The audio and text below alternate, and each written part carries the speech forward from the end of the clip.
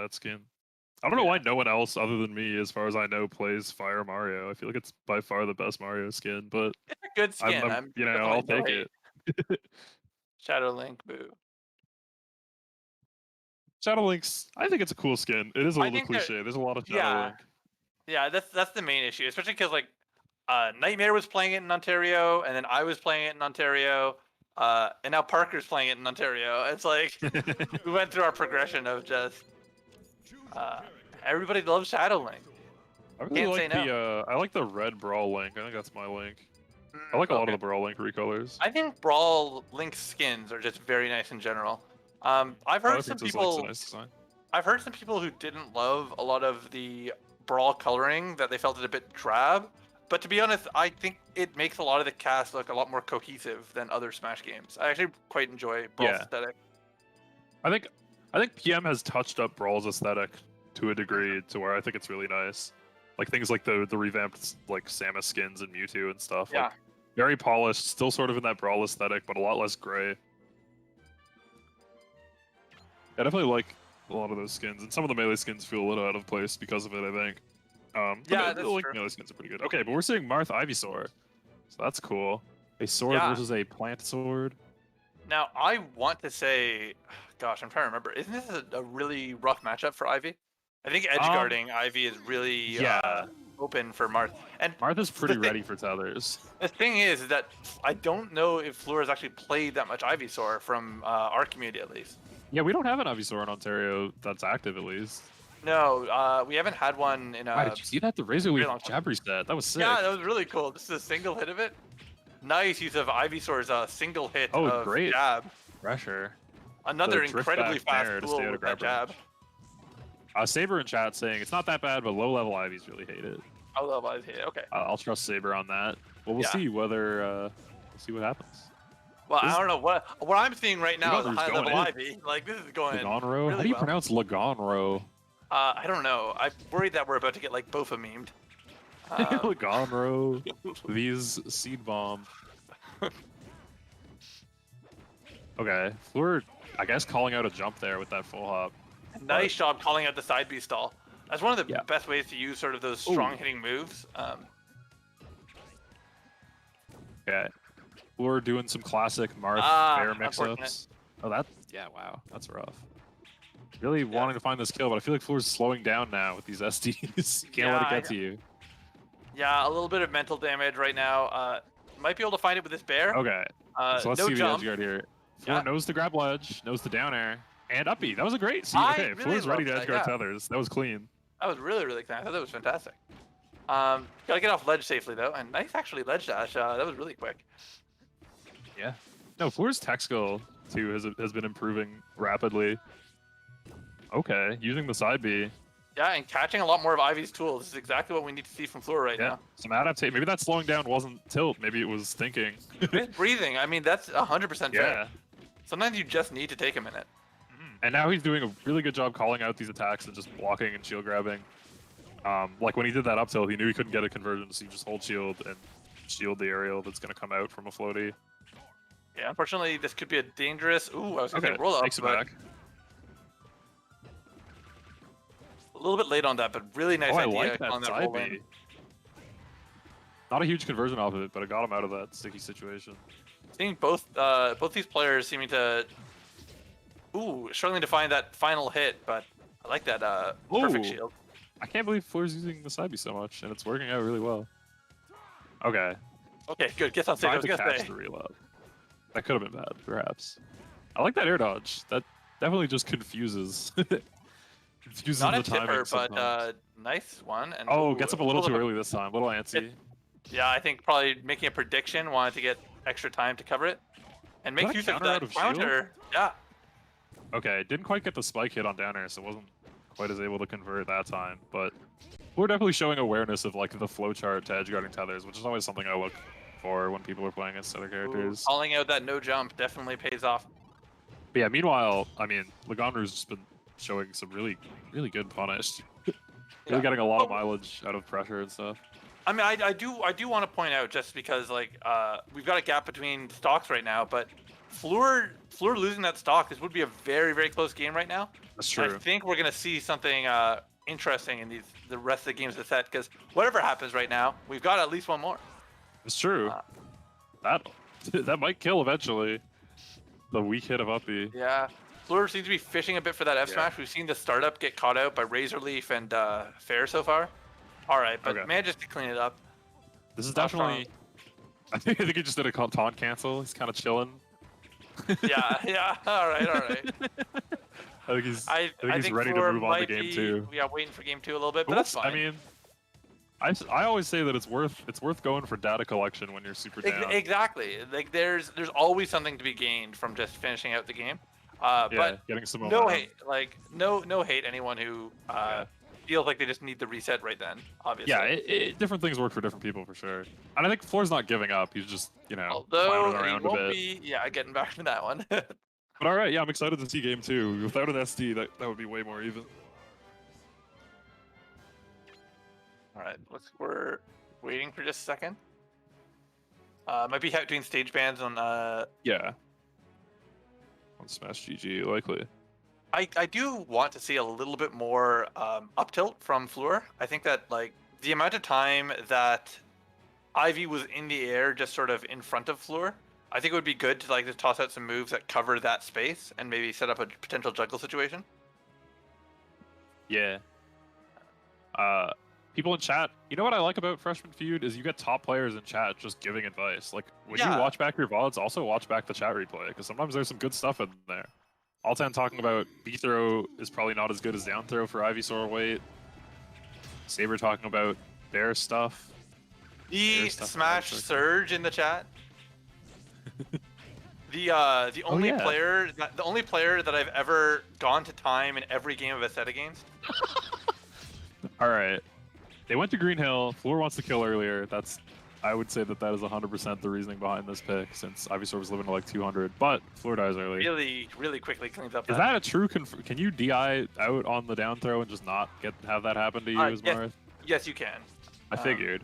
Yeah, I actually play a bit of Ivysaur. Yeah, I think but to be honest, I thought that Marth would be a bit too floaty to get that at that percent.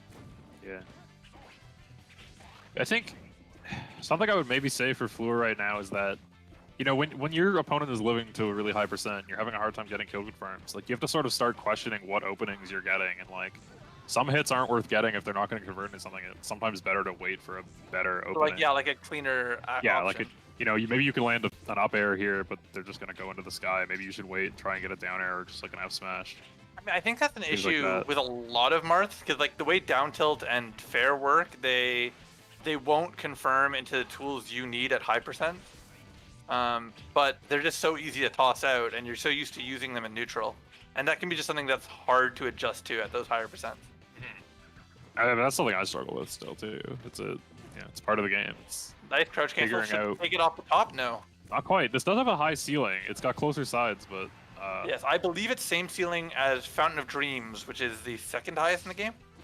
Damn, that's pretty high. Is that distance from the bottom blast zone to the top, or from the floor to the top? I think it's from the floor to the top. Okay, that makes sense then. Yeah. Okay.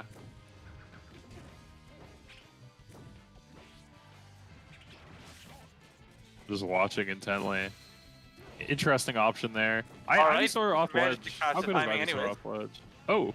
Why did that not work? He hadn't actually touched the ground. Was he out of tethers or? Yeah, he hadn't touched the ground. Okay. Well, then that works then. Should get on stage. Nice. As keeping someone on. Sometimes if you can't edge guard someone, just try and keep them at ledge. And sorry, you were asking about how Ivy was off stage? Yeah, how Ivy is off ledge. Off ledge. Oh, getting off ledge. She has actually quite a good ledge dash. Okay. Yeah. Just her small body just allows her to get on stage with a lot of invincibility still. Oh, DI mix up on that forward air there instead of continuing the combo, and is even stocks. That's exactly the kind of thing Fluor went to the stage for, and it's paying off. Yeah, really. Oh, another one. That was identical. Wait, I'm a fool. After that initial stock from Ivysaur, it was looking really confident, but Fluor really managing to hold on to this stock, exactly what he needs right now. We might be seeing that Solar Beam come out just to confirm it. Because you actually haven't seen that yet. Yeah, a grab at this percent into Solar Beam will cover all of Marth's options, I believe. Yeah. This might be our first game 3. Let's see. Solar Beam is on deck now, I think. So yes, a good combo into that will definitely end it. And looks like that's what. I mean, we're getting some good damage, but these are a lot of reset situations. Like it's not one continuous sequence. Yeah, but it's it's scary. I don't know. Oh, Fluor's definitely at scary. Solar Beam kill percent already. And we're seeing Fluor holding down during his combos, which is exactly what it needs. He does not want to get popped up like that. True. Yeah, sometimes Ivysaur combos, you just want to DI so that you're not in the path. Nice. And there it is, it's blown. All right, that's got to be a relief for Fluor. I think Fluor probably was worried about the up B, which we've seen several times from them. Fluor! All right. Fluor, that was all right, that's our first game 3. We're really showing more comfortable. Yeah. I mean, no SD, and just showing some good early kills, which is exactly what he needed last game. Can I get some emotion from you? That up B was amazing. I can't lie. I was tabbing out to get Twitch chat back, literally while that happened. It was sick. It was such a good call out because we'd seen. Did he drop down up B into the tower? He dropped down up B, yeah. That's hot. And because we'd seen Ivysaur sitting there so many times and like waiting for the late pull up, it was such a good recognition of what had happened so far in the set, and taking advantage of it. Surgeon chat saying I did that to him 2 days ago. Fluor's learning. Fluor's a learning man. Yeah, no, that's a powerful call out to go into game 3 with. Then that's like I'm ready now. And PS2. What was game 1? Smashville? Smashville, yeah. Yeah, okay. So another flat wider stage with a lower ceiling and wider from center at least. We might see some lower percent up air kills from Ivysaur or getting that Vine Whip. Definitely Legonro's main kill method, I think, has mostly been either edge guards or up B. But yeah, maybe on this stage we'll see some more up air, up smash kind of stuff. Just outside of that range, that looked so close to being in range. And now Fluor has shifted to taunt canceling from the lead. A very different mentality. Wow, wake up grab. Not much of a meaty situation from Legonro. I love this Ivysaur is so explosive off a hit. Just like not the true combos like you were saying, but just pressure. And you know what? Once Ivy gets in. I do want to say that you are right. Like, listen, a string's a string. You get that percent. Yeah. I don't care if they're a reset. And reset opportunities are also a great chance to catch your opponent's double jump. So you want to mix them in. Yeah, Zoe in chat saying Ivysaur has more range than Marth, and that's definitely true on some moves like that down tilt, and that's probably going to be a very useful move for getting in. Yeah, seeing Legonro open him up with it. And the thing is, Ivysaur, like Marth, also has like a very focused tipper mechanic. That's true. I thought for a second that Fluor was about to lose that stock, but managed to keep it. I want to see Legonro make use of. I was gonna say down smash. I think that Legonro, it's a fast move that Ivy has access to. That if you've got 10 frames of to punish Marth, you need something fast that will just knock him out. Fluor just going for these forward up B kills. This is ridiculous. This is so different. Really holding on to his holding on to the stock is making like all the difference in the world. Okay, you're gonna lose that, but 179. You do not worry about that. Keep your head in the game. Be aware of what you have. Yeah. Here's the one issue is we saw Fluor earlier in the set struggling to get the kill at high percent on Ivy. That's true. That could happen again. Ivysaur's at almost 150. Seems like Fluor's trying to go for those power shields. Just a little bit off the timing.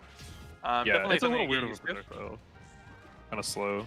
And lingers. Like even when you don't power shield it, if you block it, it just stays, hits your shield. It's also because like the visuals don't 100% line up with the hitbox. Like the hitbox is a circle that leaf is circling around.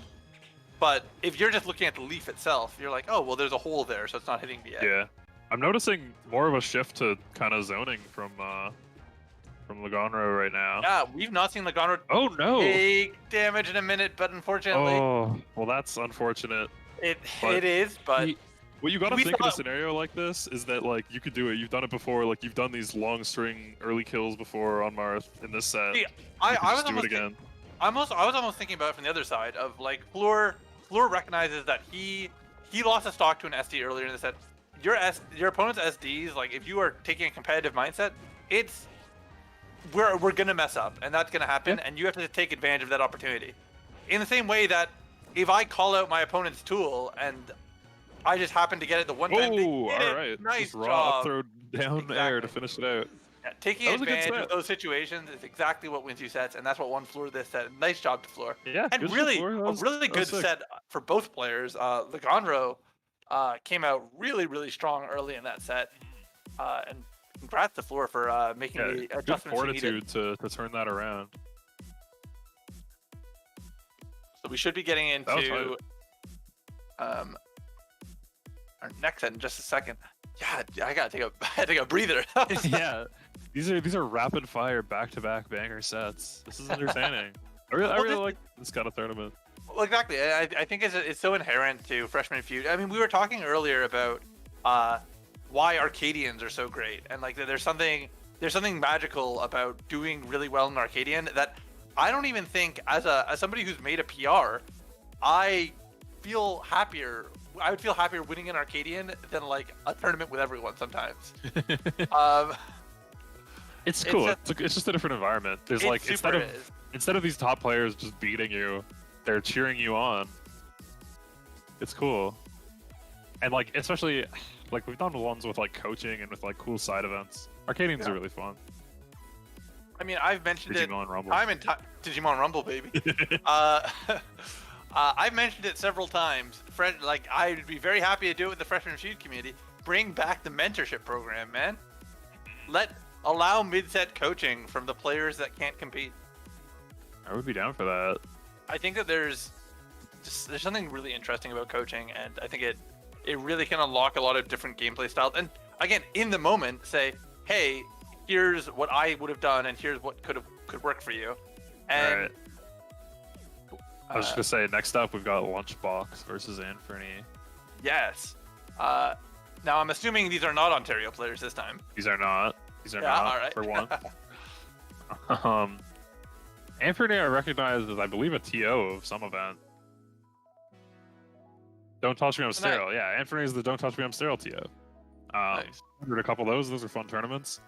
And Lunchbox, I'm not sure. I've got Surge in chat saying that one of Ontario's communities, Durham, actually allows mid-set coaching, which is very interesting to hear. Yeah, I think that there's something really fun about exploring different rule sets, and I think it's definitely that works the best when it's like an event specifically for it, so you can make sure that everyone gets a coach. Because that can be really fun. Chiming in here for a second. Stream can hear me now. We actually are experimenting in the future variations of this where we do have almost a draft where top players will come in and get a team of players that they can coach a week ahead in advance and then get their own points and things like that. So we're still messing around with those ideas, but it's definitely in the works. I'm very excited for that. I've been talking with Chad about that and the Ontario community for years about doing stuff like this. I think that's so fantastic that we'll be seeing it someday. And I think actually this is one of the things that an online environment almost favors. It helps it out because you can say, okay, well, we can get players from a bunch of different scenes and get them involved with each other in a way that they couldn't have interacted